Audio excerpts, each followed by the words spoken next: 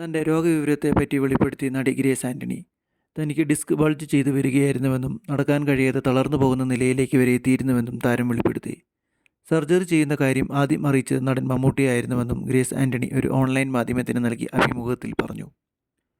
നമ്മൾ ചില പ്രോജക്റ്റിലേക്ക് കയറിക്കഴിഞ്ഞാൽ ബാക്കിയുള്ള കാര്യങ്ങൾ എല്ലാം മറന്നുപോകും. എനിക്ക് ഡിസ്ക് ബൾജ് വന്നു. അതിൻ്റെ വേദന അസഹനീയമാണ്. ഷൂട്ടിംഗ് തുടങ്ങുന്ന സമയത്ത് ഞാൻ ആരുടെ അടുത്തും അത് പറഞ്ഞില്ല. ഷൂട്ടിംഗ് ആരംഭിച്ചാൽ ഞാനത് മറക്കും. പക്ഷേ അങ്ങനെ ചെയ്യരുത് എന്ന് അത് കഴിഞ്ഞാണ് എനിക്ക് മനസ്സിലായത്. നിരന്തരം വന്ന ചെറിയ ബൾജ് വലുതായി. പതിയെ വേദന മാറി മരവിപ്പായി. എനിക്ക് കാല് ഫീൽ ചെയ്യാതായി. ഒരു ഭാഗം സ്വാധീനമില്ലാത്ത രീതിയിലേക്ക് വന്നു. എൻ്റെ കാല് അനങ്ങുന്നില്ല. നടക്കുമ്പോൾ ഞാൻ വീഴുന്ന സ്റ്റേജിലേക്കായി. ഞാൻ മനസ്സിലാക്കി എന്തോ എൻ്റെ ശരീരത്തിൽ സംഭവിക്കുന്നുണ്ട്. അതുവരെ ഞാൻ ആരുടെ അടുത്തും പറഞ്ഞിരുന്നില്ല.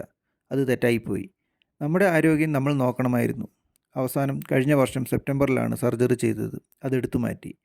ആശുപത്രിയിൽ കയറിയപ്പോൾ ആദ്യം സംവിധായകൻ റാം സാറിനെ വിളിച്ച് കാര്യം പറഞ്ഞു. പിന്നീട് മമ്മൂക്കയ്ക്ക് മെസ്സേജ് അയച്ചു. വേറെ ആരോടും പറഞ്ഞില്ലെങ്കിലും ഇനി എന്തെങ്കിലും എനിക്ക് സംഭവിച്ചാൽ ഇക്ക അറിയണം. എനിക്ക് വയ്യ, ഞാൻ സർജറിക്ക് പോവുകയാണെന്ന് മമ്മൂക്കയ്ക്ക് മെസ്സേജ് അയച്ചു. പ്രാർത്ഥിക്കാമെന്ന് അദ്ദേഹം റിപ്ലൈയും തന്നു. എന്നിട്ട് ഫോൺ മാറ്റി സൈലൻറ്റ് മോഡിലാക്കി വെച്ചിട്ടാണ് ഞാൻ സർജറിക്ക് പോകുന്നത്. ഈ രണ്ട് വ്യക്തികളോടാണ് ഞാൻ ഇത് പറഞ്ഞത്. വേറെ ആർക്കും എൻ്റെ രോഗവിവരം അറിയില്ലായിരുന്നു എന്നും താരം പറഞ്ഞു.